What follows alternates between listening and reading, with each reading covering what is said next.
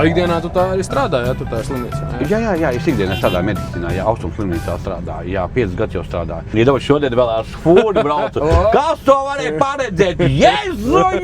Ai, krabahajela kentelā! Mīļie draugi, brīnumi notiek. Kā tu tur teici? Veselīgāk ir dot nekā ņemt. Nu, tieši tā, svētīgāk ir dot nekā ņemt. Un priecīgi devies Dievs mīl. Paldies visiem, kas atbalsta, kas svētī. Jā, mēs jūs mīlam, dzīvojam draudzīgi, svētības jums, veselību, un lai jums arī viss labi izdodās dzīvē. Kaut šķiet pavalkam, jā, lai Luksafors nav līdzi.